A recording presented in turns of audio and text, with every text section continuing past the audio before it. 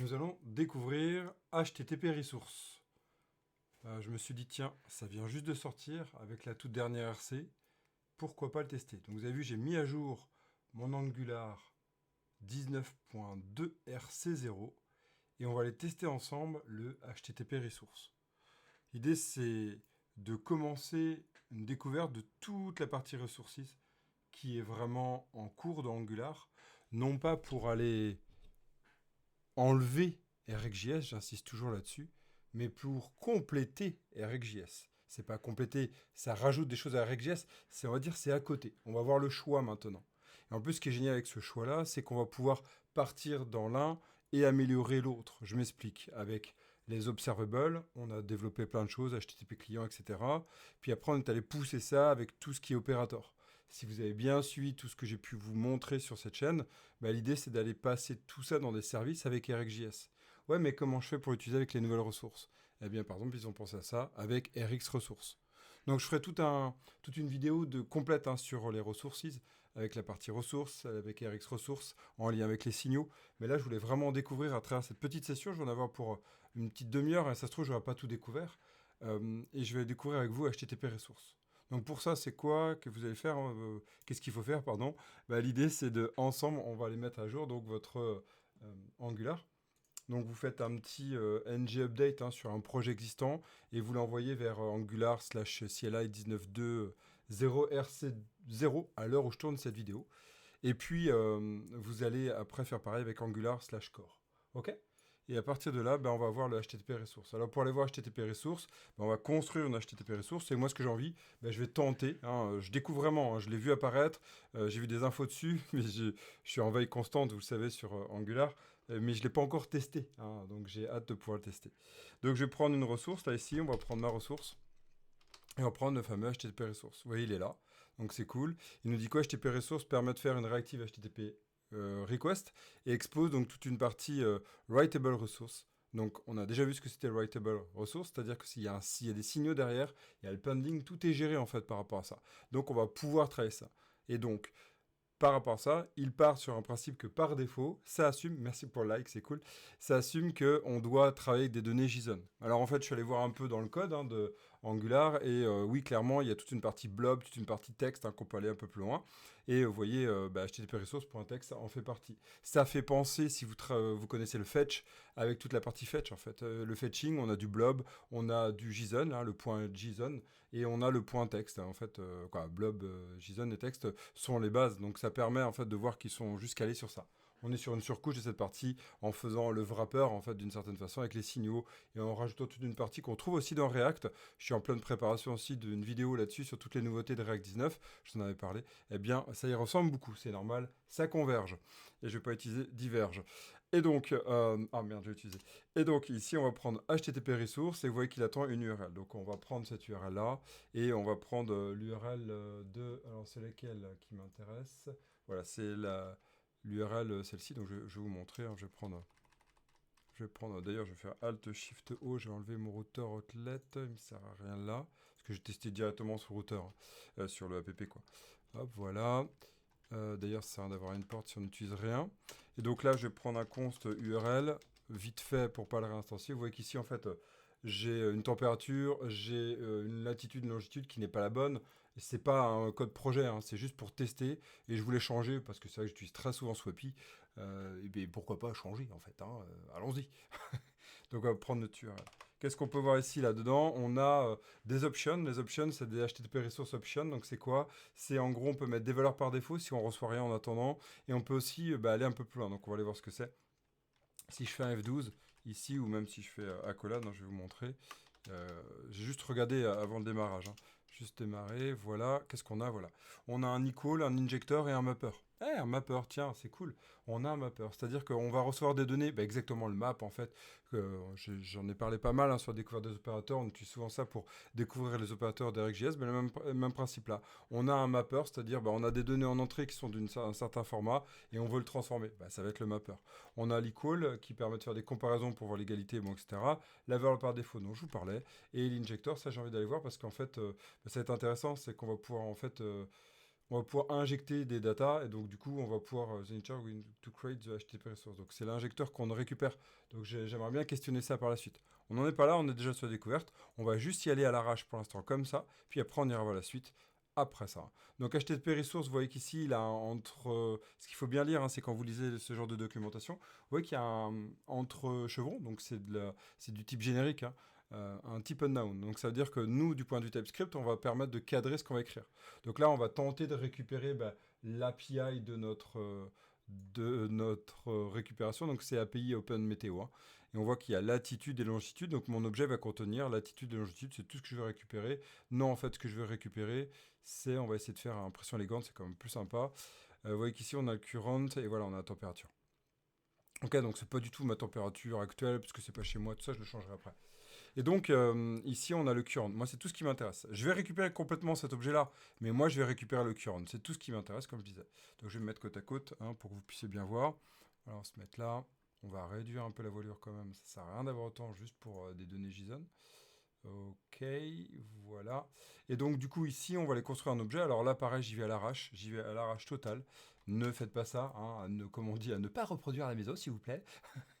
Non, ce n'est pas bon. Donc, on va essayer de ne pas reproduire sur la maison, mais c'est juste pour les tests. Hein, je teste à l'arrache, puis après, c'est un peu le principe TDD. Ah, attention, c'est pas du TDD, mais c'est l'approche TDD. C'est que d'abord, on fait l'arrache, puis après, on améliore petit à petit. Hein, c'est vraiment cette idée-là, d'itérativement, on va améliorer. Donc là, on y va. On va passer sur un const, donc du coup, un type n'importe quoi. Un type API, Weather API. Ouais, weather. Voilà, Weather. Mon challenge, c'est de le découvrir en moins d'une demi-heure, donc ça va être assez sympa. Weather API, et dedans, c'est un objet qui contient current. Donc là, c'est un objet qui contient current. J'ai juste au moins envie d'écrire ça. Encore une fois, ça va tout écrire. Ça ne va pas extraire. Merci pour le like, c'est cool. Ça ne va pas extraire, hein, juste cette partie-là, c'est juste un moyen de s'assurer qu'on écrit bien current. En fait, le reste, on s'en bat lec, pardon du terme, mais c'est réellement ça, quoi. C'est pas important pour nous, même s'il sera présent, hein. Du point de vue JS, j'insiste bien, pour les débutants ici qui vont regarder cette vidéo, débutants Angular, hein, ou débutants d'ailleurs tout court, débutantes, clairement, ça n'empêche pas d'avoir tout l'objet. C'est juste pour l'écrire du point de vue TypeScript. Donc là, on va avoir notre current, et dedans, on a le time, et nous, ce qu'on veut, c'est le temperature, température, hein, température, et on a underscore de M. Et c'est un type a priori number, a priori. Je crains que ça soit pas un number, mais on verra. A priori c'est un number, et on a même le vent. Ça peut être sympa d'avoir le vent. Wind speed underscore dm. Ok, et ça a l'air d'être... ça a l'air d'être quoi? Ça a l'air d'être un number aussi, c'est un float a priori. Voilà, on a toutes les informations qui nous intéressent à regarder. Ok. Vous voyez qu'ici, on a même les early units si on veut travailler, à quel moment ça a été, toutes les stats en fait, hein, et toutes les températures qui ont été chopées avant. Voilà, il y a même l'historique, donc on peut faire des graphes, on peut s'amuser. C'est pas important pour nous, mais on peut aller voir par exemple du D3JS par exemple, pour s'amuser un peu. Nous, c'est pas important. On a notre Weather API, donc on va mettre un W majuscule parce que c'est un type, si on respecter les nomenclatures. Et là, on va revenir sur notre HTTP ressource et on va mettre un Weather API. Voilà, donc là, ça y est, on a récupéré tout. Notre ressource, elle est là. Et en fait, on va essayer de la récupérer directement. Ça y est, on a fait la requête HTTP en fait. On va aller voir à quel moment ça se fait. Ça, c'est des questions que je veux vraiment travailler dans le.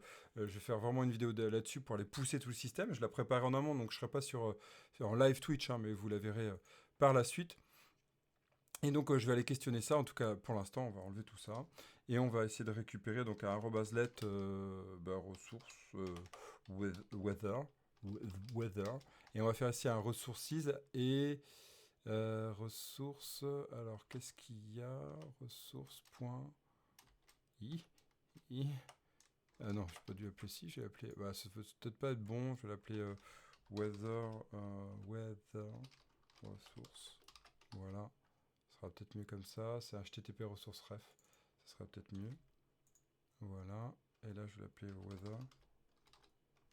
Evan. Arrobaselet weather. Est-ce que tu m'as... Ouais, title. Ressources. Ouais, tu fumes. Ah ouais, je pense qu'il est en train de fumer total. Ok, donc on va essayer de le faire autrement. On va aller questionner ça de manière un peu plus bourrine. C'est-à-dire qu'on va prendre mon HTTP ressources et on va voir ce qu'il nous renvoie. Donc on y va. Il nous renvoie un HTTP ressources fn, donc c'est une fonction. une interface pour créer une fonction. Hein. Et donc, du coup, derrière, on va aller chercher à voir et nous renvoie un HTTP ressource ref. Voilà. Et ce HTTP ressource ref extend monté, donc ça c'est normal. Et ça hérite de writable resource et de resource ref. Donc, ok, on a quoi dedans? On a les headers, on a le status cost, on a le as value. Ok, c'est super. On va aller voir le writable. Ok, et on a la value. Hein. Vous voyez, on a la value. Donc, normalement, en fait, si je récupère ici le arrobas let weather, on va faire. Donc, il s'appelle Coco bidule weather resource. Il n'a pas dû s'updater sur cette partie-là, c'est pas grave. Et normalement, point value. Voilà.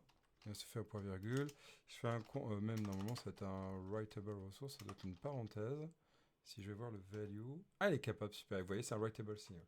D'accord. Donc, quand c'est un signal, vous le ramenez toujours en parenthèse, hein, vous vous souvenez, c'est l'abonnement. D'accord. Et ici, si je fais un compte, alors ça va pas s'updater, hein, je vais pas faire un système qui fait ping, ping, ping. Hein.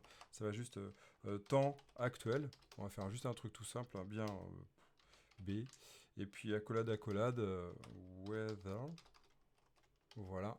Et puis bon, on va lancer. Hein. On va lancer notre application. Ok, npm start. Alors j'ai pas fait ngdev, mais c'est pas grave. Ok, puis on va aller voir ce que ça donne. Donc là, on teste en live. C'est sorti il n'y a pas très longtemps. Hein.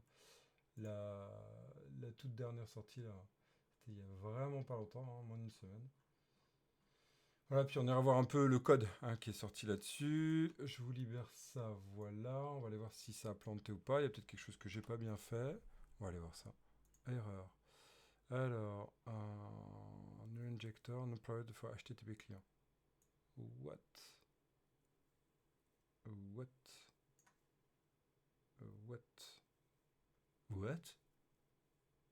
Alors ça c'est intéressant. Ça c'est intéressant. Hmm.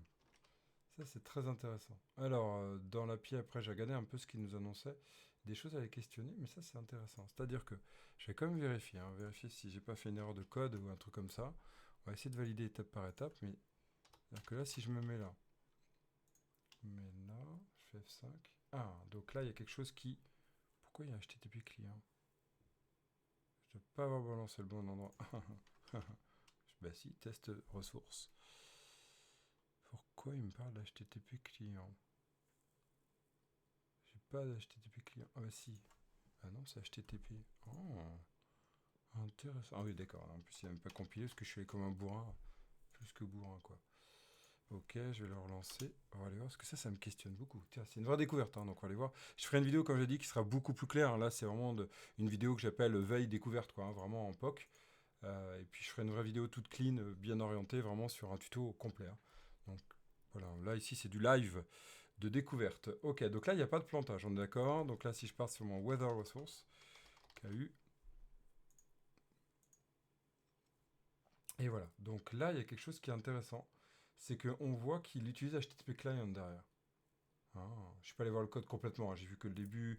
On va aller voir ensemble après. Ah. Donc là, on a ici. Je vais essayer de l'ouvrir pour voir.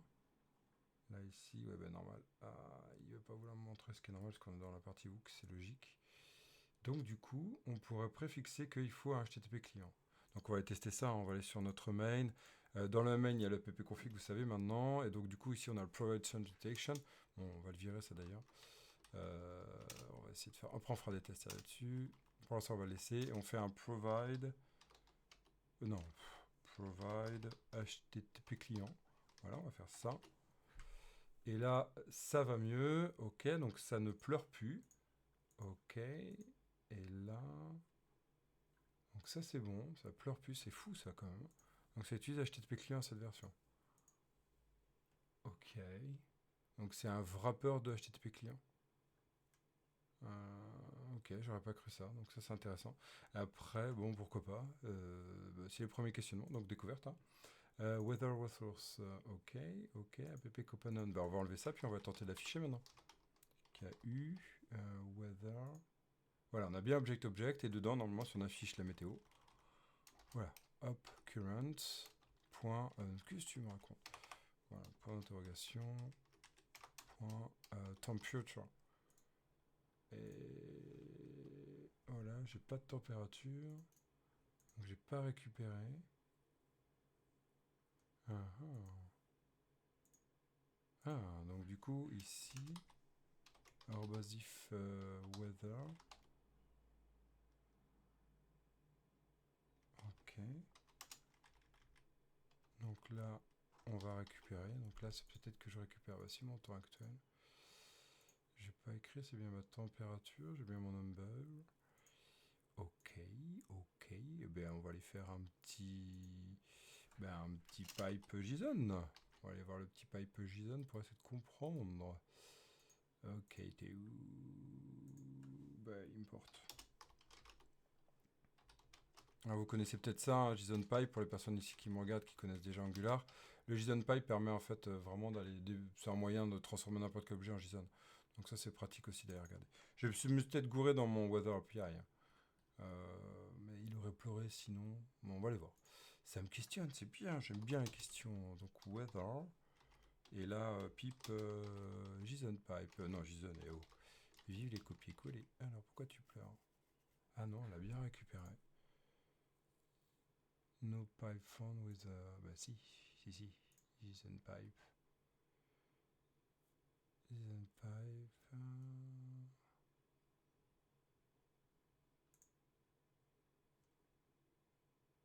Ah si. Et donc là, bon, juste il fume, encore une fois. Et là, vous voyez, on l'a bien récupéré. Donc c'est bon. Current, mon objet, c'est current et température de point underscore 2m. Ah si, c'est bien. Weather. Alors si je fais weather.current, est-ce que je vais l'avoir en JSON? Ah bah ouais, donc ça marche bien. Je l'ai bien. On est bien en debug, donc là c'est bon. J'ai écrit température avec 100 E. Et là, vous voyez, c'est écrit température. Voilà, ça c'est le problème quand on fait du TypeScript, hein, toujours pareil. C'est que bah, si on n'écrit pas bien, on n'a pas de validateur. Je parlerai de ça juste après. Donc voilà, on est ici, temperature. Donc là, c'est normal, ça pleure, mais maintenant ça ne va plus pleurer parce que je vais faire ça. Et voilà, j'ai ma température de 18. Yeah, c'est bon. Donc après, il suffit de faire un système de refresh. Donc ça, on verra. Il y a des réflexions que j'ai là-dessus, moi. Parce qu'avec RxJS, c'est beaucoup plus simple. Mais là, comment on peut le faire avec un timer avec les ressources, c'est une vraie question que j'ai aujourd'hui. Donc on va aller travailler ça. Non pas que je ne sais pas y répondre, c'est juste que je vais questionner ça. Ok, bah ça y est, vous voyez. Donc le système est simple. Il y en a qui vont dire ah enfin. Donc je vous montre, hein, le système est vraiment simple. Vous avez votre URL, vous avez HTTP ressources, vous mettez l'API qui vous intéresse, donc le JS, et je réponds sur Twitch. Je te réponds juste après. Et après on a URL et puis voilà, on verra après la map. Alors tu me dis quoi? Salut, bah salut, bonsoir. Un jour l'import auto. Ouais ouais, bah ouais, je sais. Il y a des fois ça fonctionne, des fois ça fonctionne pas. Quel bonheur. Mais c'est pas grave, je m'habitue à VS Code. Je vais passer aux autres très bientôt. HTTP ressources, c'est un HTTP client avec des signaux au lieu d'observable. Ouais, c'est ça. Ouais, c'est exactement ça. On va partir sur ce principe-là. Les ressources, c'est exactement cette idée-là, c'est de pouvoir requêter l'appel avec une surcouche, en fait, signaux. C'est ça. Donc, ça va être le principe. Donc là, on a les resources, on a les RX resources. Donc resources, on va pouvoir faire du fetch hein, et tout ce qui va être async await en fait. La partie RX ressources, c'est le lien avec RxJS. Et le HTTP ressources, ben en fait, moi je m'attendais vraiment que ce soit pas un HTTP client de base, en fait, qui fetch directement avec du fetch. Et ben non, en fait, c'est du HTTP ressources. Hein. Pour la preuve, on est. Hein. Tellement moins verbeux, on est d'accord, hein, de base. Alors attention, il y a un point que je vais parler juste après, il y a une attention réelle là-dessus, on va en parler. Si j'enlève HTTP client, on va essayer de le remontrer. Voilà, ça plante bien, on a bien une erreur. Hein. Comme quoi, on voit qu'il fait un no-provider for HTTP client, donc il y a bien besoin pour HTTP ressources de HTTP client. Donc c'est un wrapper, ouais, c'est exactement ça, pour HTTP client. Donc ça, on peut passer par RX ressources, on peut faire du HTTP ressources. Voilà l'idée, donc c'est cool, c'est propre. Et là, on voit qu'en fait, il y a le get injectable qui passe dans le node injector, et on voit qu'il initialise là, donc dans HTTP, ouais. Et bah, il en a besoin. Ça, et on voit que dans la chaîne, il manque. Donc il faut bien le HTTP client. Petit tips ici, je ne sais pas si vous savez, pour les devs qui font toute une partie, hein, donc là on fait with, et si je fais là, je peux faire fetch. Hein. Ça va être très pratique pour la partie si vous faites du SSR. Si vous faites du SSR, le with fetch permet de garantir que ça fonctionne mieux. C'est même recommandé par Angular. quand on fait du SSR. Donc là, on n'utilise plus le code HTTP client de base, c'est-à-dire tout ce qu'ils ont prévu, mais vous avez utilisé le fetching en fait à l'intérieur. Donc c'est un wrapper du fetch en fait. Ce qui change rien sur l'appel ici. Donc c'est ça qui est intéressant, c'est que très rapidement on peut changer. Bon, on s'écarte du sujet, mais c'était vraiment pour vous montrer ça. Voilà, vous voyez le HTTP ressource de base, c'est ça. Alors, on va continuer un peu. Qu'est-ce qu'il y a à prendre en compte vite fait pour cette vidéo-là? Comme je dis, je ferai toute une vidéo claire là-dessus sur Angular 19. Qu'on verra sans doute en Angular 20 quand ça sera validé. Là, on est encore expérimental. C'est quoi? Tout d'abord, il y a un point clé des ressources quand on utilise RxJS. Tout ce qui va être HTTP client, on ne va pas pouvoir, a priori, c'était ça dans Rx ressources, on ne va pas pouvoir, c'était ça avec le toSignal, on ne va pas pouvoir faire du next régulier. Je m'explique. Si vous avez un système d'Rx ressources, alors pas HTTP ressources, mais surtout Rx ressources, on ne va pas pouvoir gérer un multi-next. Vous savez, de base, on utilise beaucoup le HTTP client pour faire quoi? Une requête HTTP. Merci pour le like, c'est cool. Une requête HTTP, et puis ça revient, et puis c'est tout. On fait un subscribe parce que on nous a dit qu'il fallait faire ça, et on n'a pas encore compris l'intérêt de tout RxJS pour, je dirais, aller 70% des cas. De base, j'entends dans l'application. De base, j'entends quand on ne connaît pas toute la puissance de RxJS. Mais dès qu'on va travailler avec la puissance de RxJS, ben voilà, c'est ça. On ne va pas pouvoir travailler avec certains opérateurs RxJS. Puisqu'en fait, il y a un next et un complete qui se font directement. Ça prend le dernier next, et c'est tout. C'est un peu comme un take one, si vous voulez. C'est exactement le même principe. D'ailleurs, c'est dit dans la doc. C'est le toSignal fait un take one. Donc, a priori, le HTTP resource aussi. Donc, a priori, la partie... la partie aussi, donc HTTP resource aussi, puisque c'est utilisé RxJS derrière. Donc ça, c'est des a priori que je vais aller tester, moi. Tu dis à moins de convertir toSignal to observable. C'est ça, quand tu pars de ton RxJS et tu le transformes en toSignal, clairement tu pètes, tu casses, pardon, parce que tu pètes, on peut se poser des questions, tu pètes toute la chaîne que tu as fait, ça te prend ton dernier en fait, c'est tout. C'est un peu comme un combine latest, si tu veux, l'idée, mais sur une seule. Et tu ne récupéreras que le dernier, tu peux pas faire du push régulier. Donc ça va être embêtant. Par exemple, je suis en train de créer un concurrent à Slack, ça c'est l'objectif à très très long terme, pour initier toute une réflexion autour de l'observable et de signalaire, clairement, on va vivre ce genre de soucis en fait. Voilà, c'est bien pour des cas simples, exactement. Mais on va dire que très souvent, dans une application Angular, quand on n'est pas dans une approche de type qu'on appelle pas impérative, mais déclarative, donc c'est toute une approche de pensée du code, clairement, c'est OK. Quand on est sur l'impératif, il n'y a pas de problème. Je demande, je reçois. C'est ce qui se passe ici. Là, je demande, je reçois. J'ai directement ma ressource.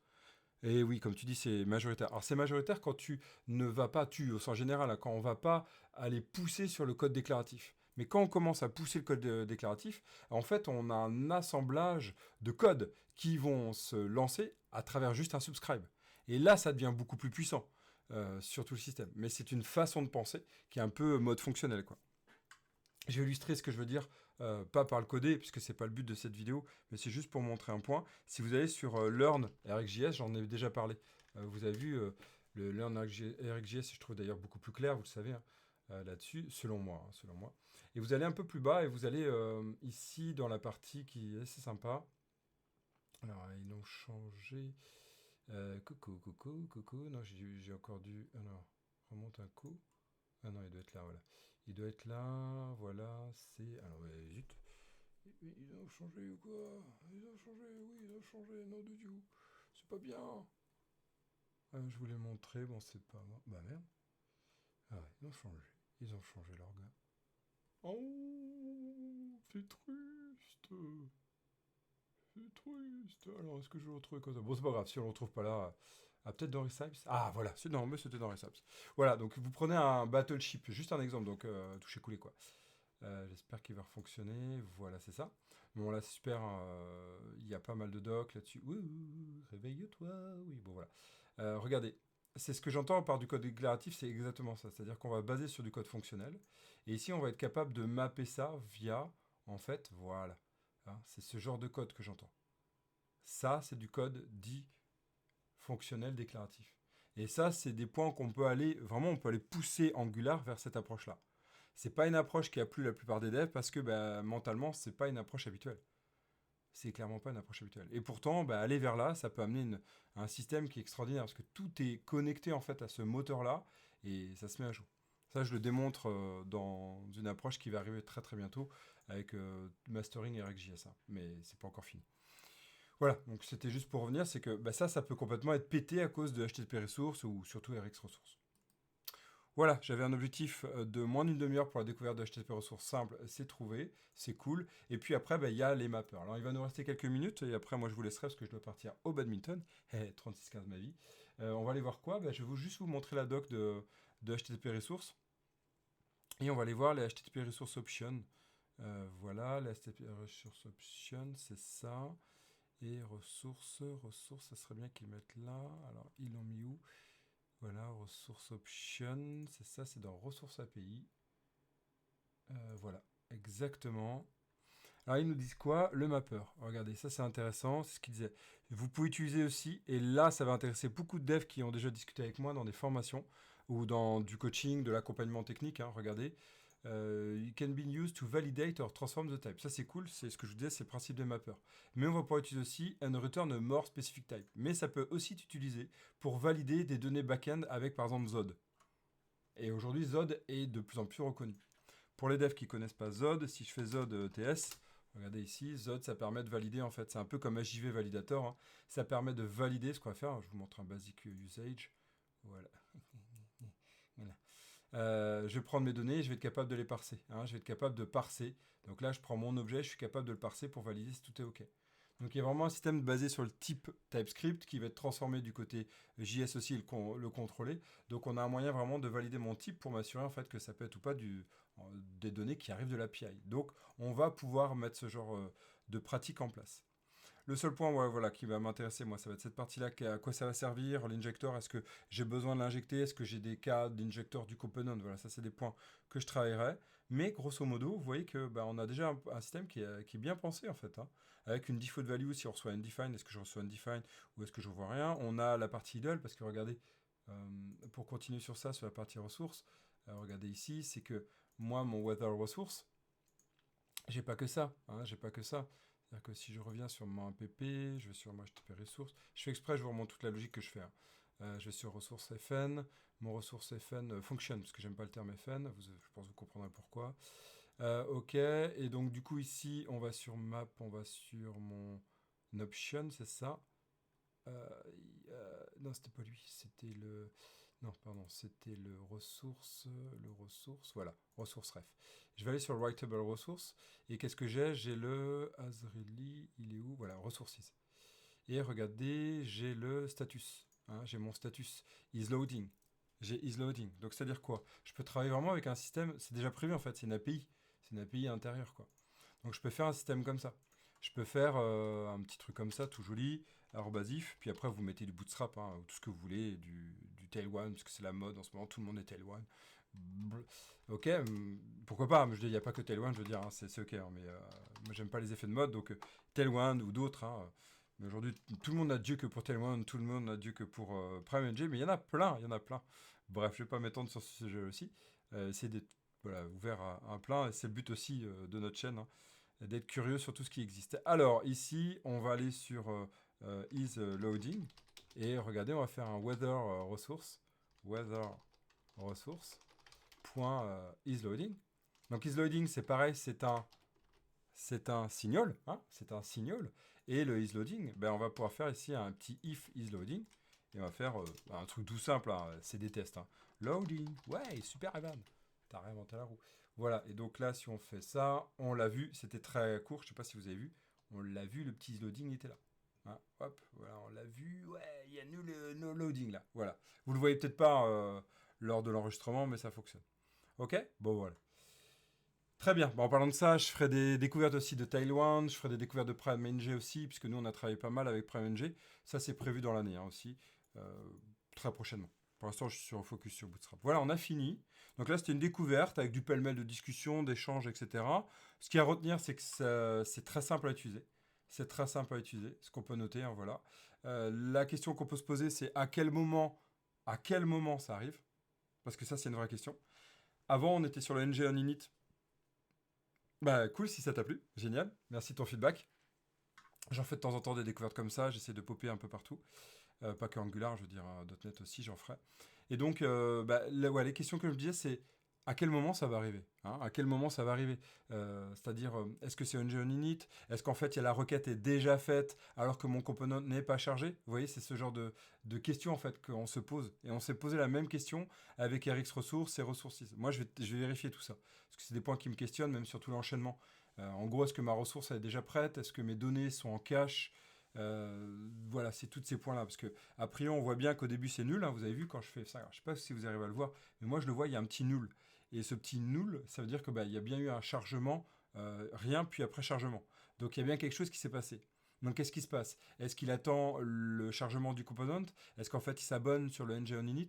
Voilà, c'est ces questions-là, donc on va aller questionner ça.